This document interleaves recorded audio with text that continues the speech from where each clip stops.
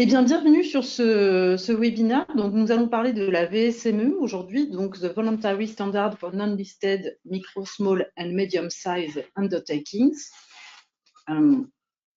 Donc, au sommaire de ce webinaire, il y aura effectivement 45 minutes. On va essayer de laisser une place à vos questions. Si vous avez des questions, j'ai une de mes collègues qui s'occupe du chat, donc n'hésitez pas au cours de la présentation de faire part de vos questions par écrit. Petite présentation rapide sur notre entreprise, donc Tenaxia. Et puis ensuite, nous allons rentrer dans le vif du sujet, donc avec effectivement une première partie sur comprendre la nouvelle place de la VSME dans le cadre des évolutions réglementaires de la CSRD. Je pense que vous avez suivi les différentes évolutions réglementaires. Donc l'idée, c'est de faire un petit point justement pour voir finalement quelle place est en train de prendre la VSME dans cette simplification de la directive Omnibus. On va aller plus après en granularité pour comprendre le contenu de la norme VSME, qu'est-ce qui s'y trouve dans cette norme. Donc, on verra effectivement les modules et les indicateurs. Et puis enfin, on vous donnera donc nos recommandations pour mettre en œuvre la VSME dans votre entreprise. Et puis, il y aura un temps de questions à la fin.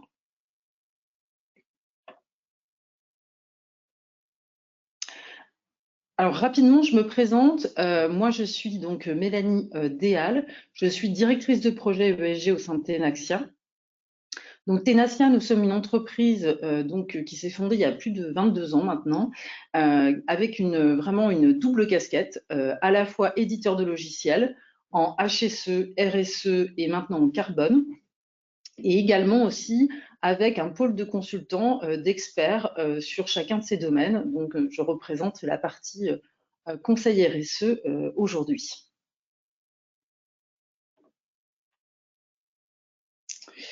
Alors, l'idée ici, c'était de vous présenter un petit peu des chiffres, effectivement, pour aller rapidement sur cette présentation. Hein,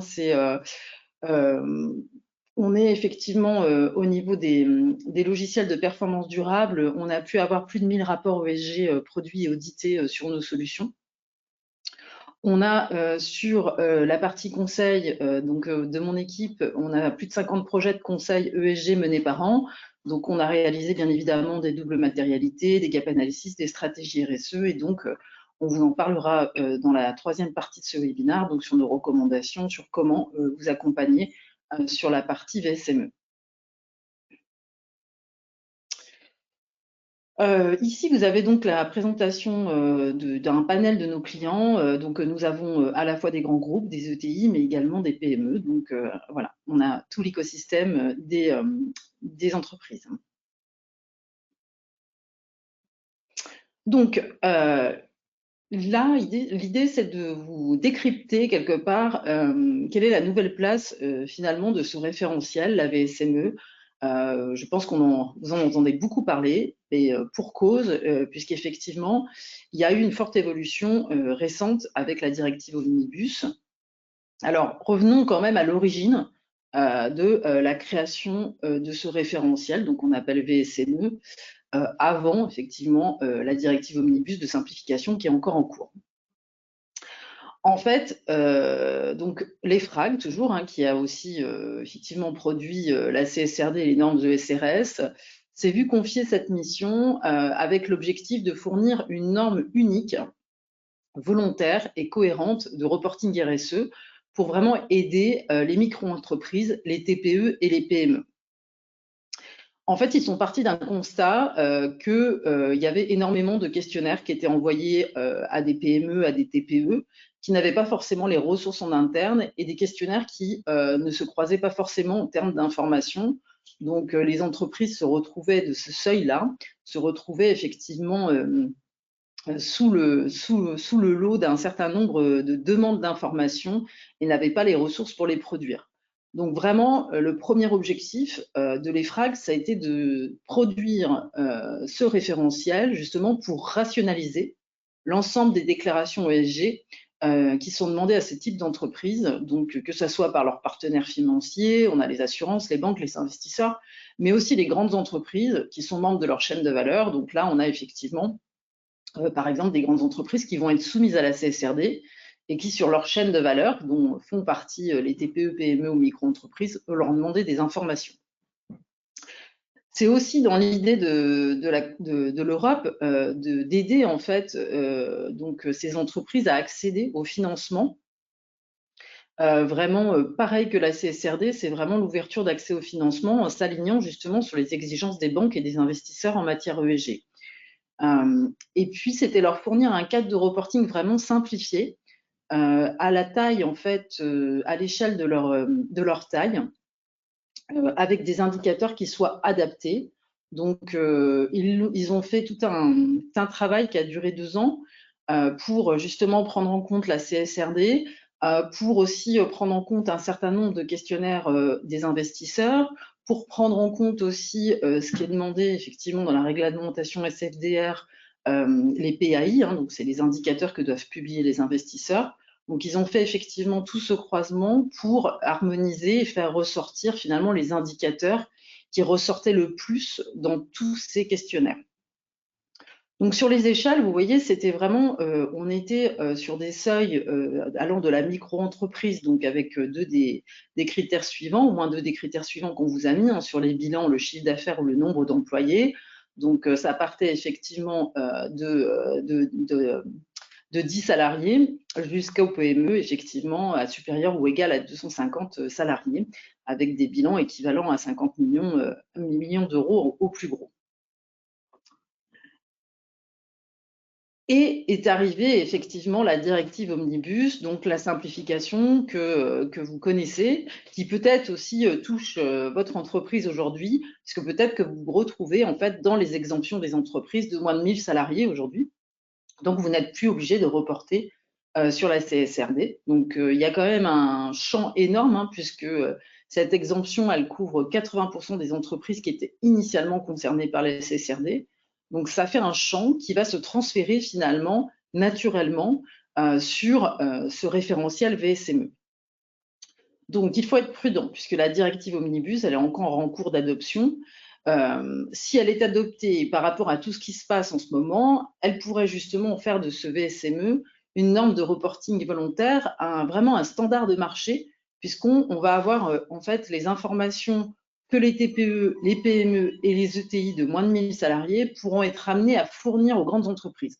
Ça, c'est important, c'est-à-dire que si, par exemple, vous êtes dans les entreprises de moins de 1000 salariés, TPE, PME, demain, des investisseurs, vos banques, vos assureurs ou des grands donneurs d'ordre, vos clients, vous demandent des informations. Là, vous avez un rapport VSME que vous avez le droit ou pas de rendre public, mais en tout cas pour leur passer les informations. Et ça veut dire qu'en fait, seules ces informations qui sont dans ce VSME sont enfin, quelque part à fournir et ils ne peuvent pas vous demander des éléments en plus. Donc ça, c'est quand même une donnée qui change la donne. Alors, pour vous faire petite photo à l'instant T, hein, donc la commission, elle prévoit d'adopter, en tout cas de faire une recommandation sur le standard VSME courant juin et surtout d'adopter ce standard comme référence pour toutes les entreprises de moins de 1000 par un acte délégué. Donc ça, on attend ça plutôt courant de l'année prochaine sur cet acte délégué. Donc voilà qui change la donne finalement, où on se retrouvait effectivement avec des TPE, des micro-entreprises et des PME. Et là, on ouvre quand même sur le champ des ETI de moins de 1000. Alors, vous allez me dire, c'est quoi la différence entre CSRD et une norme VSME? Donc, déjà, la CSRD, c'est une norme qui est obligatoire. Elle est réglementaire. Donc, les entreprises qui sont plus de 1000 salariés, il y en a déjà qui ont commencé sur la première vague à reporter. Donc, ça, c'est réglementaire. La norme VSME, elle a été conçue comme volontaire. Donc, c'est vraiment au choix, en fait, même si c'est plutôt stratégique hein, pour les entreprises de moins de 1000, mais c'est vraiment sur la base du volontariat. Deuxième point notoire sur les différences, vous avez peut-être entendu parler beaucoup d'analyses de double matérialité. Donc l'idée, c'était vraiment l'idée de l'Europe d'avoir une matérialité financière et une matérialité d'impact. Quel est l'impact de mon entreprise sur l'environnement et sur mes parties prenantes? Donc c'était effectivement un outil, un socle vraiment de la CSRD. Aujourd'hui, la norme VSME, il n'y a pas d'obligation de faire de double matérialité. Par contre, il y a le principe du si applicable. Et ça, quand même, ça veut dire que votre entreprise doit quand même évaluer si c'est pertinent ou pas, je pourrais dire même en abus de langage matériel, en fonction de votre modèle d'affaires, de votre taille et puis surtout de votre secteur d'activité. Puisque forcément, par rapport à votre secteur d'activité, vous allez avoir des indicateurs qui vont être forcément pertinents et d'autres moins. La CSRD demandait des informations détaillées et transversales sur tous les thèmes ESG. Donc, il y avait vraiment des recoupements entre les ESRS, donc les normes de reporting, avec un nombre de DP qui était quand même assez important, puisqu'on était sur du plus ou moins 1200 DP. La VSME, donc dans l'objectif dans lequel elle a été conçue, c'est une majorité d'indicateurs quantitatifs. Il y a assez peu d'informations qualitatives, on le verra, c'est possible dans le module le plus complet, mais on est vraiment sur des éléments quantitatifs, avec un nombre de DP, donc il y a 2 modules, on va le voir juste après, où on est au total sur 66 DP au total. Donc vous voyez, il y a eu effectivement une simplification par rapport à la taille des entreprises et les ressources en fait qu'elles ont à disposition. Autre effet de différence, la publication d'un rapport de durabilité dans la CSRD, c'était effectivement une obligation. Et ce rapport devait être intégré dans le rapport de gestion de l'entreprise ou dans le document d'enregistrement universel. La VSME, là, on n'a qu'une recommandation de publication d'un rapport annuel. Donc, c'est toujours sur la base du volontariat. Donc, le rapport, il peut être autonome ou intégré aux états financiers et laisser vraiment, c'est l'objectif dans lequel a été pensée cette VSME, de laisser en fait aux entreprises la possibilité de choisir. Et ensuite, autre effet notoire, la CSRD, elle est auditable par un organisme tiers indépendant en assurance modérée. Pour information, l'assurance, par exemple, vos états financiers sont contrôlés en assurance raisonnable. L'assurance modérée descend au niveau du périmètre. Et là, la norme VSME, il n'y a pas d'audit. Donc, c'est laissé effectivement à la main de l'entreprise. Tout ça, effectivement, pour aussi réduire les dépenses par rapport aux entreprises qui ne sont pas forcément des grandes entreprises.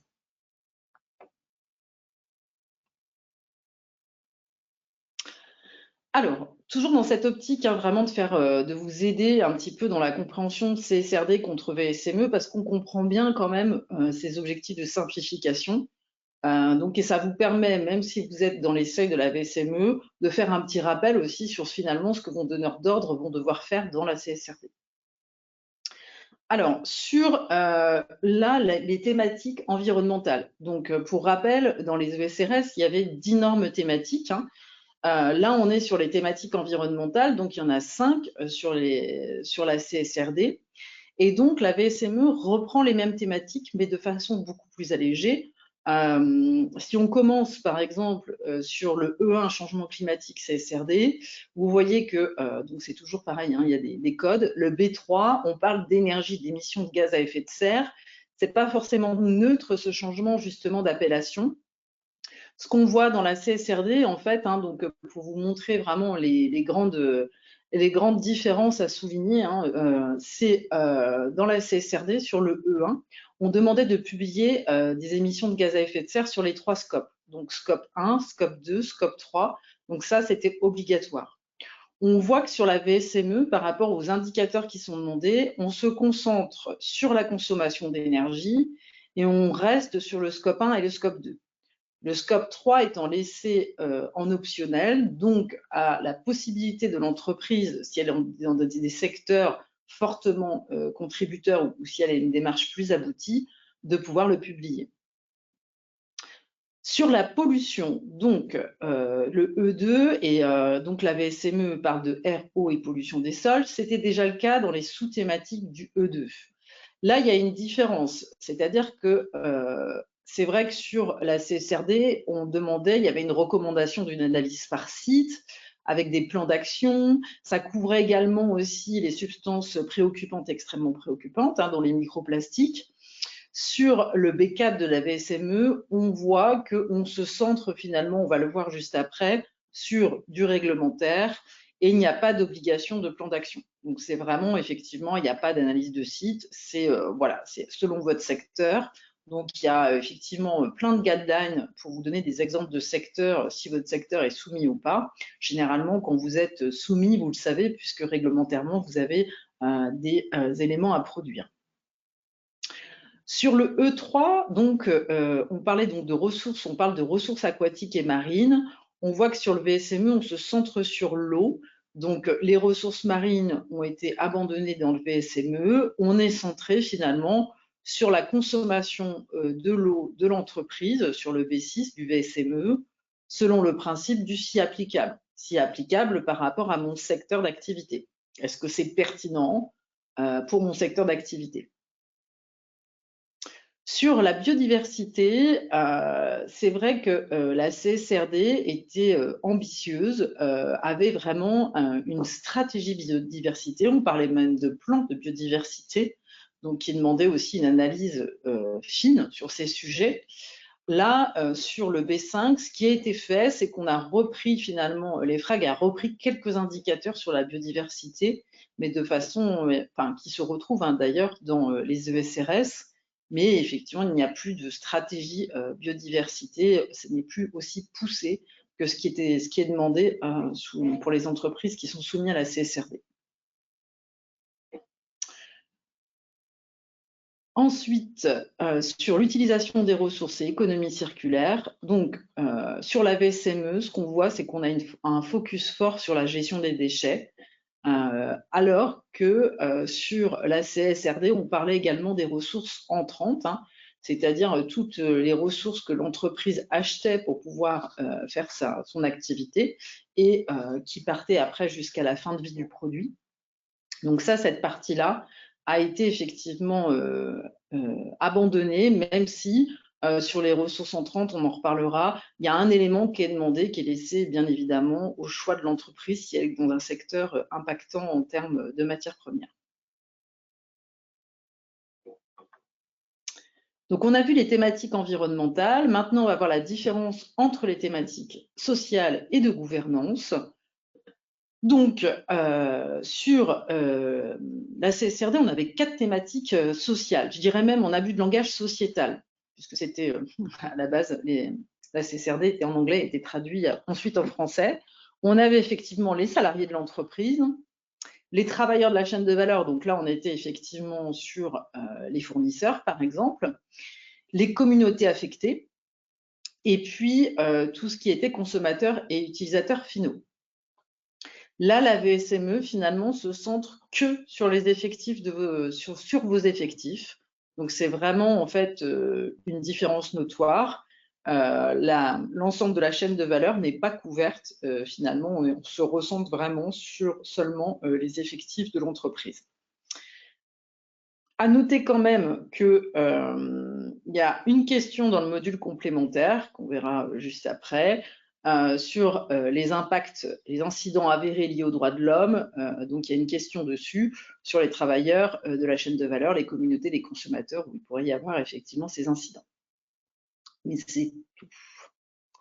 Et ensuite, la gouvernance, finalement, on avait une thématique, mais derrière le G1 dans la CSRD, la conduite des affaires, on avait beaucoup de sous-thématiques. Donc, on avait bien évidemment l'éthique, la gestion des relations avec les fournisseurs, par exemple les délais de paiement avec les fournisseurs. On avait aussi le bien-être animal, donc bien sûr, c'était l'objet de la double matérialité, c'était d'identifier ce qui était matériel ou pas pour les entreprises, et puis les activités de lobbying. Là, sur la VSME, on centre fortement que sur la corruption. Donc, ça a aussi été fortement réduit par rapport à la CSRD.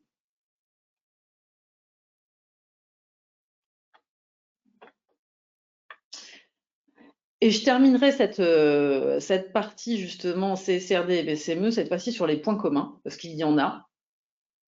Même si la VSME, le rapport VSME ne va pas être audité, les informations quand même doivent être pertinentes. Pertinente, ça veut dire pertinente par rapport à votre secteur d'activité. Et il faut qu'elle soit fiable, c'est-à-dire qu'effectivement, il faut que la donnée quantitative soit robuste, qu'il y ait aussi des preuves, si jamais on vous les demande, qu'elles soient comparables, compréhensibles et vérifiables. Donc ça peut être aussi l'objet d'un de vos donneurs d'ordre qui, effectivement, trouve des données un peu surprenantes et peut vous demander plus. Donc, même si sur la VSME, vous n'allez pas être audité, il y a vraiment une importance, effectivement, parce que vous voyez, quand on parle de partenaires financiers ou de grands donneurs d'ordre, on touche quand même au business de l'entreprise. Donc, d'où l'importance, effectivement, d'avoir une donnée robuste. Deuxième point commun avec la CSRD, c'est d'avoir des données comparatives qui doivent être incluses à partir de la deuxième année de rapport. En fait, comme la CSRD, on vous laisse le temps. Si vous publiez votre premier rapport VSME et que vous avez, en fait, sur votre indicateur des données déjà comparatives, là, vous pouvez le mentionner. Si ce n'est pas le cas, c'est tout nouveau, c'est la première année de référence, bien là, vous avez effectivement, comme la CSRD, la deuxième année du rapport pour pouvoir le publier. Autre importance, c'est que les rapports doivent être cohérents avec les rapports financiers. Donc ça veut dire quoi? C'est vrai que là, ce qu'on vous demande aussi sur le VSME, c'est d'être aligné à la fois sur le périmètre en fait consolidé des états financiers de l'entreprise, et puis aussi sur la période en fait de reporting financier, comme la CSRD. En parlant justement du périmètre, les rapports consolidés sont recommandés pour les entreprises ayant des filiales. Donc, par exemple, si vous êtes une ETI ou une PME de moins de 1000 et que vous avez des filiales, si c'est dans votre périmètre financier, vous devez finalement le prendre en compte. Et puis, le dernier point commun, c'est finalement si vous avez des informations dites sensibles, c'est-à-dire qu'elles sont finalement confidentielles et ne doivent pas être publiées, vous pouvez les omettre et vous devez juste le dire exactement comme la CSRD.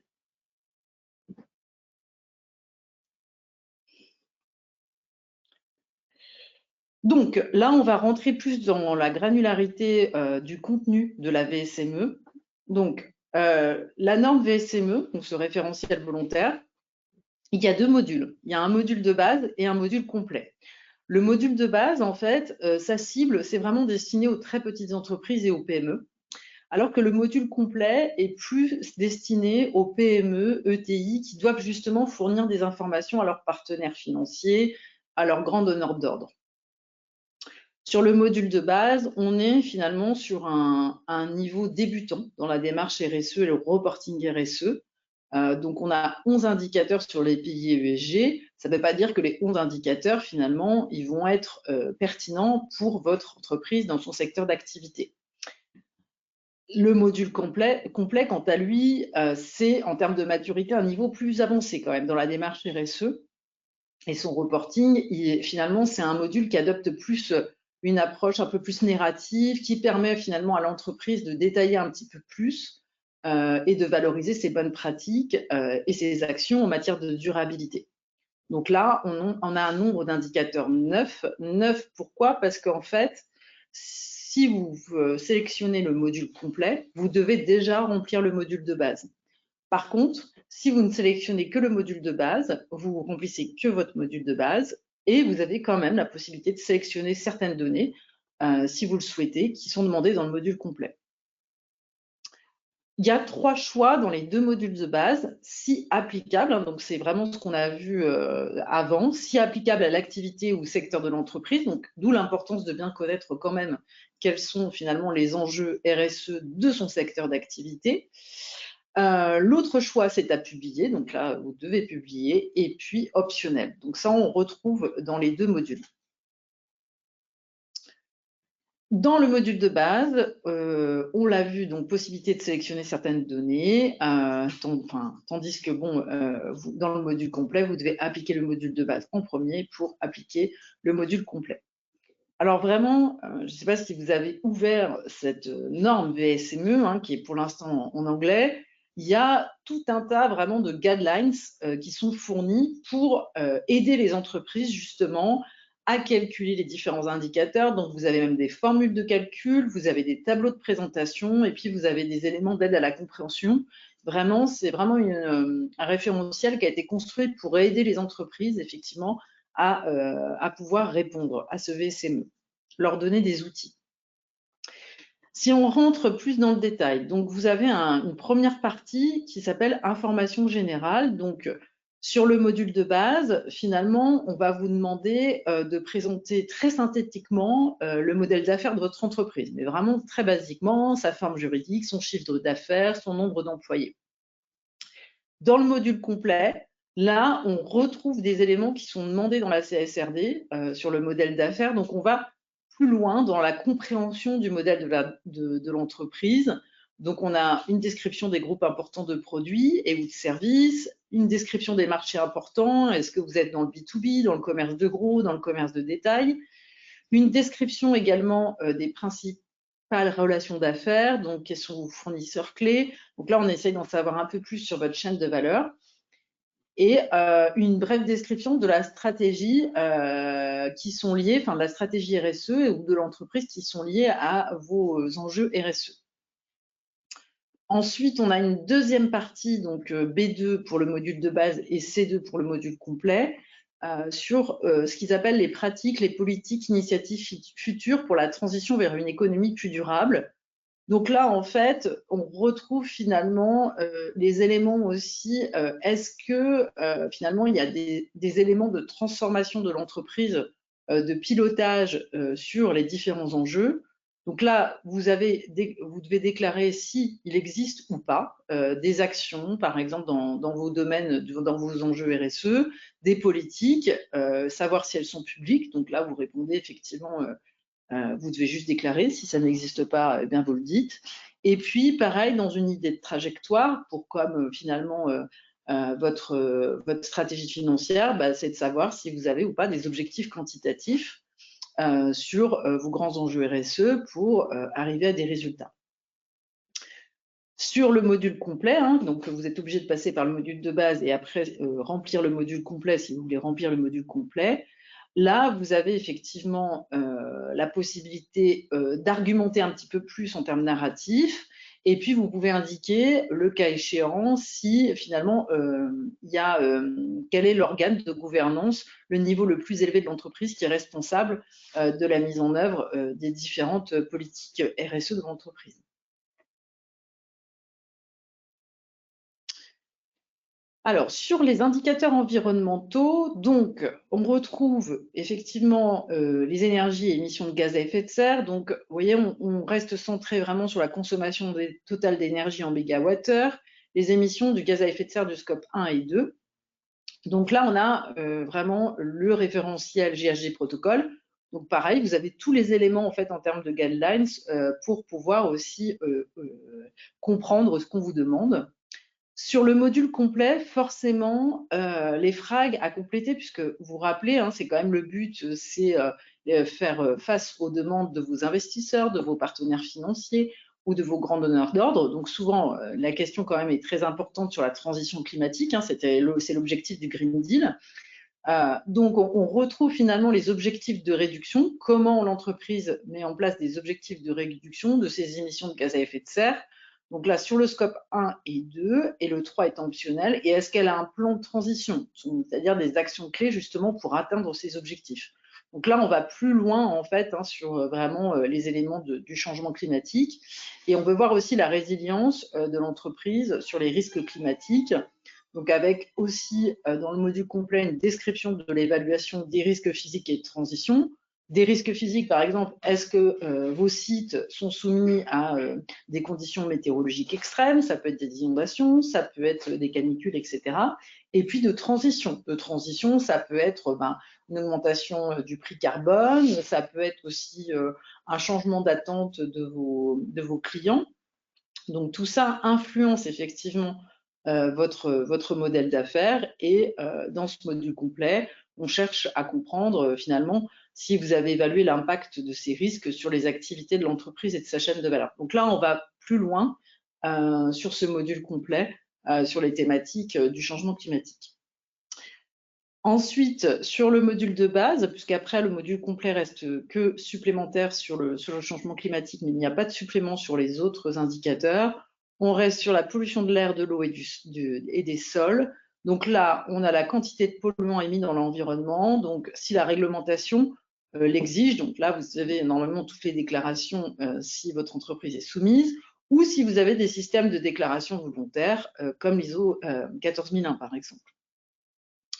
La biodiversité, on reste vraiment sur des indicateurs simples, nombre et superficie des sites à proximité d'une zone sensible du point de vue de la biodiversité. Et vous avez en optionnel la possibilité d'aller plus loin sur, par exemple, la surface totale imperméabilisée, etc. Ensuite, sur l'eau, on est vraiment sur la quantité globale d'eau consommée. Et on vous demande, pareil, toujours laissé au choix, de détailler, si c'est important pour l'entreprise, de détailler les zones qui sont sous stress hydrique. Pareil, le référentiel fournit des sites pour aller vérifier si vous êtes sous zone sous stress hydrique. Et enfin, sur l'utilisation des ressources, économie circulaire et gestion des déchets, là, on vous demande finalement du qualitatif pour des informations sur des initiatives, sur vos actions en matière d'économie circulaire, hein, l'économie circulaire s'opposant à l'économie linéaire, les déchets produits totaux, donc là, déchets dangereux et non dangereux, et la part des déchets recyclés ou réutilisés. Et dans ce B7, si jamais votre entreprise opère dans un secteur utilisant vraiment beaucoup de matériaux, par exemple des emballages, des matériaux de construction, etc. Là, vous devez effectivement reporter le flux de masse annuel des matériaux utilisés. Donc ça, c'est vraiment en plus si votre secteur d'activité est concerné. Sur les indicateurs sociaux, je vais aller assez vite dessus, puisque là, on est sur quelque chose quand même que vous connaissez. Donc, on est sur les effectifs, les caractéristiques générales. Donc là, on demande le nombre de salariés en effectif ou en ETP. Si vous dépassez les seuils de 50 salariés, on vous demande des indicateurs en plus, par exemple comme le taux de rotation du personnel. Sur la santé-sécurité, donc le nombre et taux d'accidents, le nombre de décès résultant d'accidents du travail ou de maladies professionnelles. Et puis après, on a tout un pan sur rémunération, négociation collective, hein, donc dialogue social et formation, avec effectivement la possibilité d'indiquer si les employés reçoivent une rémunération égale ou supérieure au salaire minimum applicable dans le pays où elle est établie, hein, c'est une norme européenne, et les différents seuils si vous êtes supérieur à 150 salariés.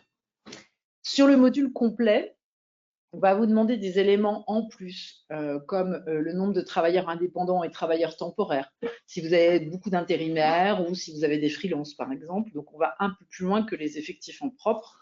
Et puis, on a des questions aussi sur les droits de l'homme. Donc là, c'est en fait des questions finalement réponses. Est-ce que vous disposez d'un code de conduite en matière de droits de l'homme, pardon? Est-ce que cette politique couvre le travail des enfants, le travail forcé, la traite des êtres humains, etc.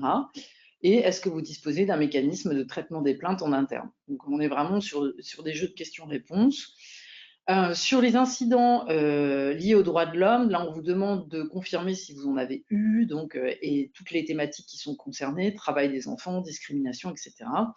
Et l'entreprise aussi doit signaler tout incident avéré impliquant des travailleurs de la chaîne de valeur, des communautés affectées et des utilisateurs finaux. Et enfin, sur la gouvernance, on reste très centré finalement, comme je vous l'ai dit, sur la corruption. Et donc, il y a des éléments en plus sur le module complet, sur les ratios de diversité de l'organe de gouvernance et savoir si vous faites partie ou pas de secteurs dont les énergies fossiles, le tabac ou d'autres industries considérées à fort impact. Pour terminer sur cette présentation, et après je vous laisserai la place aux questions, donc sur la mise en œuvre de la BCME concrètement, qu'est-ce qu'on vous recommande? Donc nous, on a un parti pris chez Tenaxia, c'est toujours d'intégrer la stratégie RSE dans la stratégie globale de l'entreprise. Donc on va toujours partir finalement de votre raison d'être, hein, pourquoi vous existez, et de votre stratégie d'entreprise pour définir finalement vos principaux enjeux RSE et donc en prenant en compte les attentes des parties prenantes. Notre objectif est aussi d'accompagner les entreprises sur des engagements opérationnels et des indicateurs clés de performance pour rendre cette stratégie RSE opérationnelle et pragmatique en justement vous accompagnant sur des plans d'action et puis jusqu'au reporting pour ancrer la RSE dans l'entreprise et jusqu'au déploiement avec la communication d'un rapport. Et ici, en l'occurrence, le rapport VSME. Alors, les étapes, nous, ce qu'on vous recommande pour mettre en œuvre la VSME, chez Tenaxia, effectivement, on a conçu une offre à la fois conseil et logiciel pour vous aider vraiment à mettre en œuvre la VSME. Donc, la première question que vous devez vous poser, c'est quel module choisir. On a vu, il y a le module de base, il y a le module complet. Si je fais le module complet, je dois remplir le module de base. Et puis, comment vous allez choisir la pertinence des thématiques à retenir, c'est-à-dire qu'on a vu le C applicable. Donc, il va déjà falloir analyser les attentes de vos parties prenantes. Finalement, est-ce que vous recevez beaucoup de questionnaires de la part de vos investisseurs, si vous avez des investisseurs, de vos banques, de vos assureurs, de vos grands clients? Il va falloir aussi vous poser la question de votre seuil. C'est pas pareil quand on est une TPE, quand on est une PME ou une ETI de moins de 1000. Et puis, quelles sont finalement vos ambitions en matière RSE? Et puis, dernière question, identifier finalement les enjeux RSE qui sont pertinents pour votre secteur d'activité et votre entreprise. Parce que ça, c'est même si la double matérialité n'est pas requise, c'est quand même important de savoir si vous allez vous centrer vraiment sur des enjeux qui sont vraiment sectoriels, qui touchent votre secteur. Donc, deux offres, nous, sur ces sujets, c'est déjà de réaliser votre diagnostic RSE, pour des entreprises TPE, PME, avec déjà vous sensibiliser, c'est quoi en fait l'ESG, la RSE, de quoi parle-t-on, de réaliser une analyse de vos documents, de faire des entretiens avec les différentes directions, les grandes directions qui sont représentatives de votre entreprise, et puis vous restituez vos enjeux RSE justement sectoriels pour pouvoir répondre à la VSME avec vos points forts et vos axes d'amélioration. La deuxième proposition, c'est vrai, quand on est une unité de moins de 1000, on est quand même forcément, on est plus important. Donc là, on a effectivement construit une offre sur l'analyse de double matérialité simplifiée, où là, on va un peu plus par rapport au module complet qui vous est demandé sur votre chaîne de valeur, sur vos parties prenantes.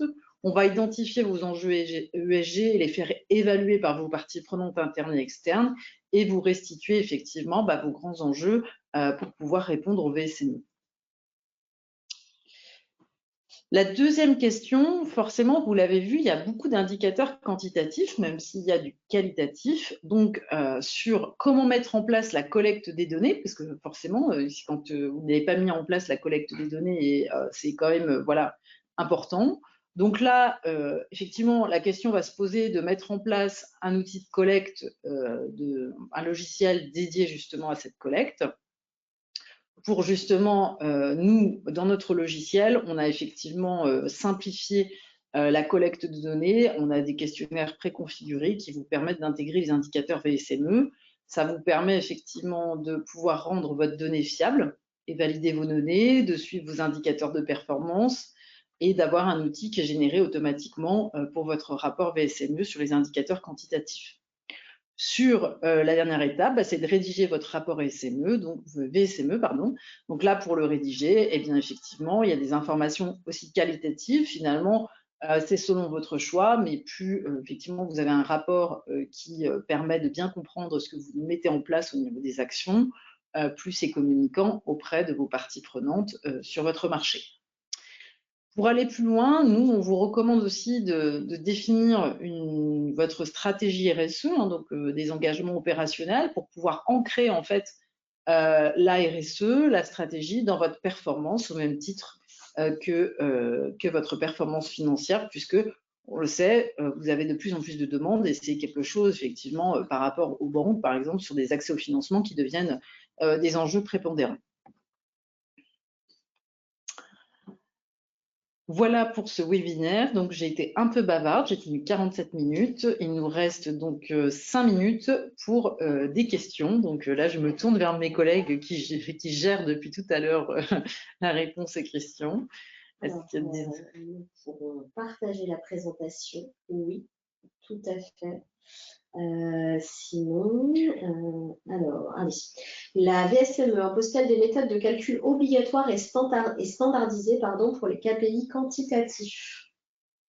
Alors, En gros, la VSME, c'est des indicateurs. Donc, c'est vrai qu'il y a des suggestions forcément de formules. L'idée, c'est quand même de pouvoir aussi se comparer. Donc là, vous avez les données qui sont fournies sur les indicateurs quantitatifs. C'est vraiment pour aider les entreprises justement à pas trop se poser de questions sur comment calculer. Par contre, sur le KPI, donc l'indicateur clé de performance, vous est laissé entièrement le choix, puisqu'un indicateur n'est pas un KPI, un indicateur clé de performance. C'est là où vous allez avoir souvent des ratios, hein, par exemple. Est-ce que finalement de se dire que vous avez un nombre d'accidents, je ne sais pas moi, de 20 par rapport à votre secteur d'activité, est-ce que ça va vraiment nous parler? Donc l'idée, c'est aussi de mettre des ratios pour mieux comprendre en fait votre KPI et puis surtout l'indicateur clé de performance, c'est bien pour se fixer des objectifs à court, moyen et long terme. Déjà à court et moyen terme sur une période où je veux aller dans ma trajectoire pour réduire par exemple mon taux de fréquence. Parfait. Pas d'autres questions pour l'instant. Pas d'autres questions? Bah, écoutez, de toute façon, on se tient à votre entière disposition. Donc, vous avez vu, on vous partagera bien évidemment le support.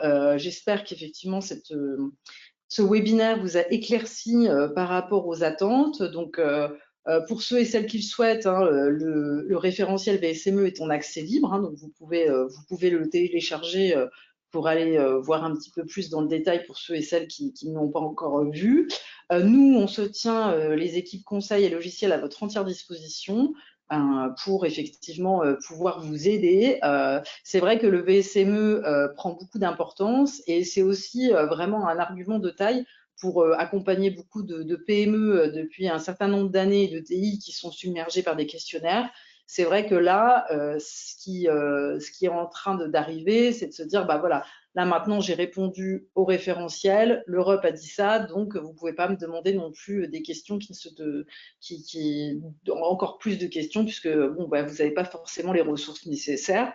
Je pense que le référentiel, il est volontaire, mais c'est un formidable levier aussi pour transformer, pour pouvoir être plus résilient à vos grands risques qui sont effectivement, qui peuvent vous pénaliser dans vos développements. Donc voilà, c'est notre objectif, c'est de créer de l'impact et vous accompagner vers une transition plus durable. Donc j'étais ravie d'animer ce webinaire, donc n'hésitez pas, si vous avez des questions. J'ai aussi mon LinkedIn qui est ouvert, donc voilà. Et puis une très très bonne fin de journée ensoleillée. Merci à vous. Au revoir.